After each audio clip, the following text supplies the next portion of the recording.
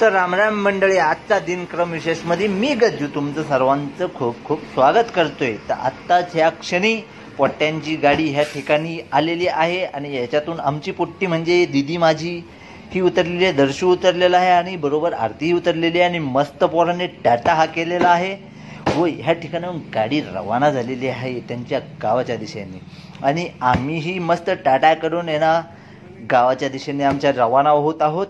आणि रस्त्यात जाता जाता मस्त तुम्हाला आमच्या गावची सडक दाखवतो। तर ही पहा आमच्या गावची सडक ही। त्याच्यात दर्शू हा जाम खुश होता, सारखा टाटा करायचा, थम्सअप करायचा आणि सारखा म्हणायचा सबस्क्राईब करा।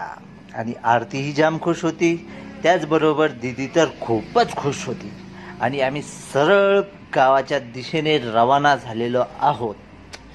आणि थोडं पुढं जाता जाता 2 मिनिटाच्या अंतरावरती आमचं शेत आहे आणि हे बघा हे शेत आणि ह्या ठिकाणाहून आम्ही निघलेलो आहे। पुढं आलेली आहे गावची नदी पार करून आता आम्ही घुसत आहोत गावाच्या गल्लीमध्ये।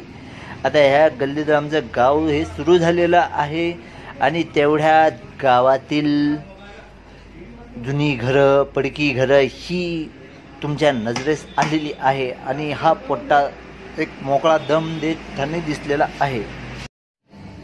आणि गल्लीतून पुढे जात असताना आम्हाला या ठिकाणी गावचं ग्रामदैवत म्हणजे आई रेणुका मातेचं मंदिर हे लागलेलं आहे आणि मंदिरासमोर आम्ही 2 मिनिटं थांबत आहोत।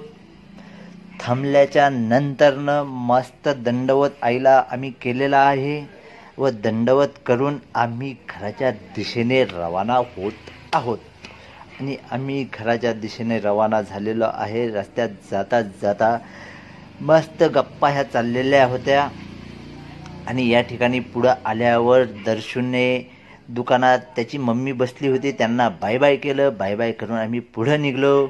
या ठिकाणी दर्शू त्याच्या घराच्या दिशेने रवाना झाला आणि दिदी हिला घेऊन मीही घराकडे आलो।